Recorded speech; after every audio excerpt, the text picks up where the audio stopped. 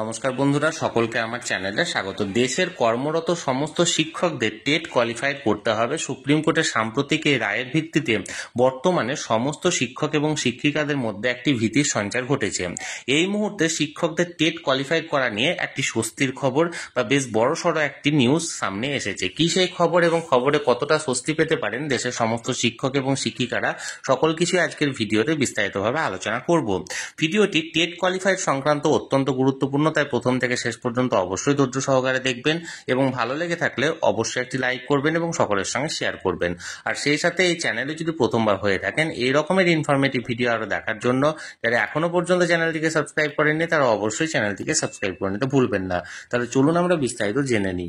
এটি একটি নামী সংবাদপত্রের প্রতিবেদনের অংশ। এখানে হেডলাইন্স দেওয়া হয়েছে কর্মরতদের টেট রায়ের বিরোধিতায় দায়ের কেস। এখানে কি বলা হয়েছে মূল প্রতিবেদনে চলুন দেখে নেওয়া যাক। দেখুন, প্রাথমিক ও উচ্চ প্রাথমিক শিক্ষকতায় টেট মাস্ট বলে জানিয়েছে সুপ্রিম কোর্ট।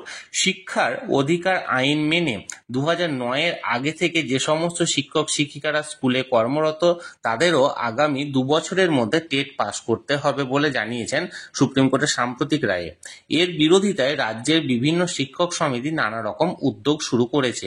নিখিলবঙ্গ প্রাথমিক শিক্ষক সমিতি অর্থাৎ এবিপিটিএ ইতিমধ্যে সর্বোচ্চ আদালতে রিভিউ পিটিশন দাখিল করেছে।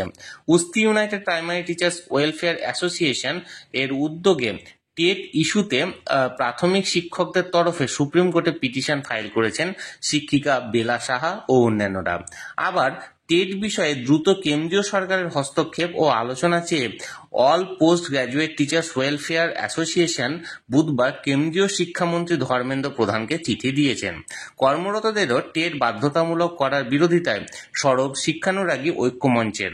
এদের দাবি রাজ্য সরকারকে অবিলম্বে এই বিষয়ে সুপ্রিম কোর্টে রিভিউ পিটিশন দাখিল করতে হবে। সেই লক্ষ্যে তারা 13ই অক্টোবর হাওড়ার মন্দির তলায় বিক্ষোভ ও নবান্ন ডেপুটেশনে কর্মসূচিও নিয়েছে। এবিপিটি এর রাজ্য সভাপতি মোহন দাস পণ্ডিত বৃহস্পতিবার বলেন, আমাদের রাজ্য সম্পাদক মণ্ডলী, বিভিন্ন জেলার সম্পাদক সহ কয়েক হাজার প্রাথমিক শিক্ষক শিক্ষিকা যৌথভাবে সুপ্রিম কোর্টে রিভিউ পিটিশন দাখিল করেছেন। এ ব্যাপারে রাজ্য সরকারের নীরব থাকার বিরোধিতায় 17ই অক্টোবর বিকাশ ভবন ও প্রাথমিক শিক্ষা পর্ষদ অভিযানেরও ডাক দেওয়া হয়েছে। 15ই অক্টোবরে সুবোধ মল্লিক স্কোয়ারে জমায়েত ও মহামিছিলের ডাক দিয়েছে এটা ইউপিটিএ। তারা রাজ্যপালের কাছে এবং স্কুল শিক্ষা দপ্তরের কাছে ও প্রাথমিক শিক্ষা পর্ষদের সমস্যার সমাধানের দাবিতে স্মারকলিপিও জমা পেশ করবে।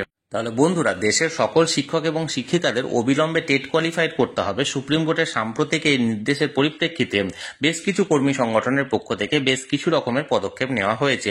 এর মধ্যে বেশ কিছু কর্মী সংগঠন সুপ্রিম কোর্টে রিভিউ পিটিশন দাখিল করেছে এবং কিছু কিছু কর্মী সংগঠন লাগাতার আন্দোলনেরও ডাক দিয়েছে। এখন দেখার বিষয়, এত সকল কিছু চাপের মধ্যে সুপ্রিম কোর্টের এই রায়ের কোনো রকম কোনো নিষেধাজ্ঞা বা কোনো স্টে অর্ডার আছে কিনা। আমি সবসময় চোখ রেখেছি যে কোনো আপডেট আসা মাত্রই তৎক্ষণাৎ সেটা আপনাদেরকে ভিডিওর মাধ্যমে শেয়ার করে দেবো।